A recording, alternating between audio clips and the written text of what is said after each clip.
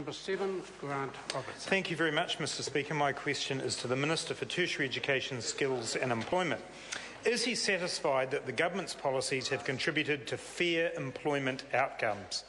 Honourable Stephen Joyce. Mr Speaker, yes, in the context of a challenging world environment and the twin shocks of the global financial crisis and the Christchurch earthquakes.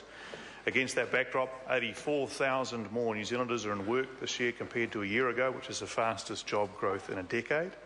Wages are increasing faster than inflation. Average weekly earnings rose 3.2% over the last year, and the budget forecasts show 172,000 more jobs in the economy by 2018, with average annual wages continuing to rise well ahead of inflation to almost $62,300, up from $48,700 in 2010. Supplementary, Mr Speaker. Supplementary question, Grant Robertson. How is it fair that unemployment among Pacifica New Zealanders is still double the rate of unemployment among the rest of the population, and that according to the Salvation Army report released this week, a staggering 26% of young Pacific women are not in employment, education or training? Honourable Stephen Joyce.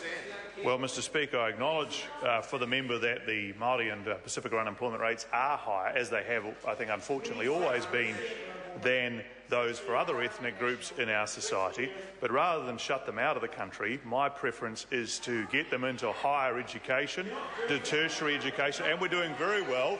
We have had significant increases in the numbers of young Māori and Pacifica studying at degree level and higher in New Zealand over the last 5 years, something like 4,000 for Māori and about 3,000 for Pacifica, and we're achieving far better course completion and qualification completion rates for young Māori and Pacifica than they've ever had before. It's not perfect, but we're making good progress. Supplementary question, Mr Speaker. Supplementary question, Grant Robertson. How is it fair that since 2007 earnings for Pacifica workers have increased by an average of $2 per week when the cost of living has increased far in excess of that during that time? Honourable Stephen Joyce. Mr Speaker, I'm not sure exactly about the numbers that the member raises, but there's no doubt that actually since 2007 this country has experienced two big fiscal shocks. Firstly, the global financial crisis, and secondly, the Canterbury earthquakes. And those things have had an impact on everyone's earning ability. The challenge here is to lift the skills of Pacifica, particularly of young Pacifica. This government has a far better record on that than any previous government, and in particular, the previous Labour government. Mr Speaker. Point of order. Grant Robertson. In light of the Minister not being aware of the statistics, I seek leave to table the section of the Salvation Army's report that shows that average earnings for Pacifica workers have increased by $2 a week. The document's been described. Can I just ask the member, has... Order, Mr. Speaker. I haven't put the leave yet. Mr. Member. If I could speak to the point of order. I just think it would be helpful if we actually tabled the whole report, which includes the big and lifted educational achievement for young Pacifica and Māori as well. I appreciate the point. The more important thing is I think already that document has been tabled in this House. I think to move it forward, the easiest way forward, accepting the point, is the member happy to move the tabling of the whole of the Salvation Army report.